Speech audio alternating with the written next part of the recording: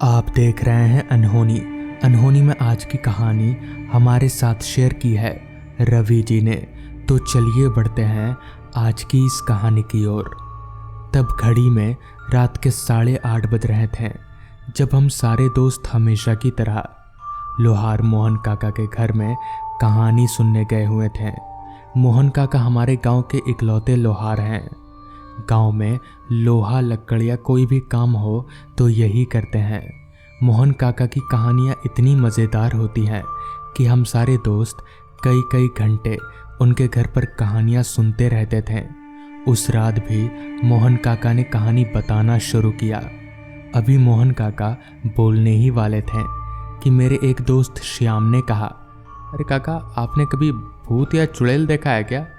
इस पर काका मुस्कुराते हुए बोले, हाँ मैंने देखा है। बस अब और क्या, मोहन काका के मुंह से सुनते ही सभी बच्चों ने मानो एक साथ कहा, कहाँ और कब, हमें भी बताइए। बच्चों के मुंह से ये सुनकर मोहन काका ने बोलना शुरू किया। बात आज से तकरीबन 30 साल पुरानी होगी।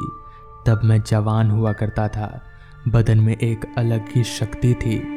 उस समय मुझे मेरे गांव से 4 गांव दूर एक ठाकुर साहब के घर जाना था। हालांकि वो गांव हमारे गांव से काफ़ी दूर था, लेकिन काम इतना ज़रूरी था कि मुझे जाना ही पड़ा। तो मैं सुबह के 8 बजे ठाकुर साहब के घर की ओर चलता बना। वहाँ पहुंचकर ठाकुर साहब से बात करते करते वक्त का पता ही नहीं चला कि कब दिन के उजाले को रात के अंधेरे ने घेरना शुरू कर दिया। इस पर मैंने ठाकुर साहब से कहा, ठाकुर साहब अब मैं निकलता हूँ।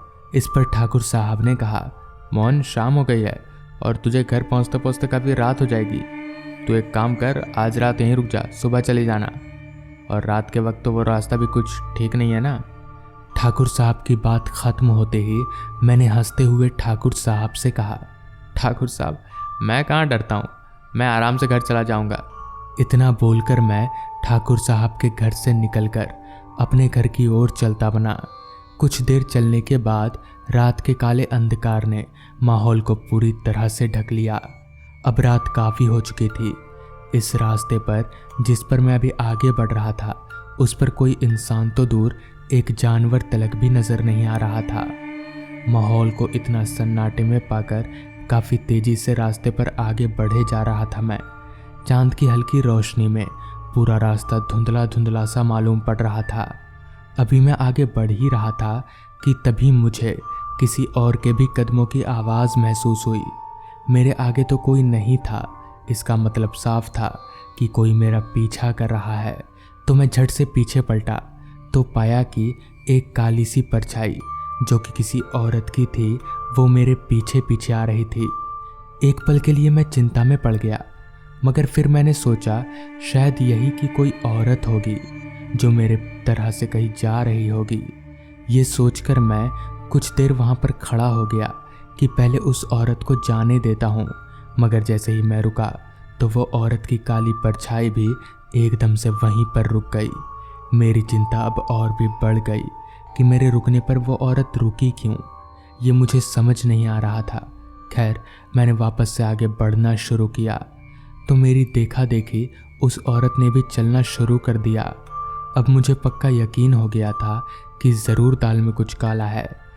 लेकिन उस वक्त मैं और कोई गलती मुझे मौत के घाट उतार सकती है, इसलिए मैं चुपचाप अपने रास्ते पर चलता रहा और सही मौके का इंतज़ार करने लगा ताकि 9 तो 11 हो सकूं।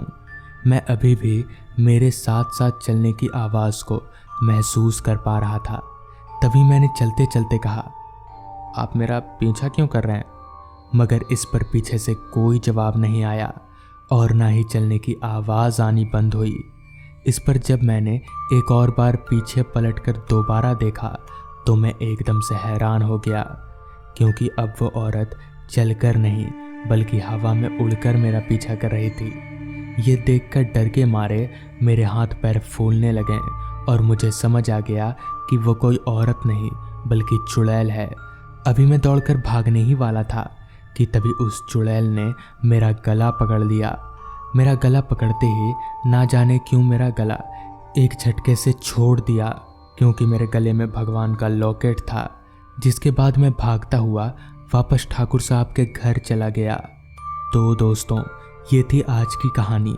अगर आपको ये कहानी पसंद आई हो तो चैनल को ज़रूर सब्सक्राइब कर लें। तो मैं आपका दोस्त आर्यन जल्द ही मिलूँगा आपसे ऐसी ही एक कहानी के साथ।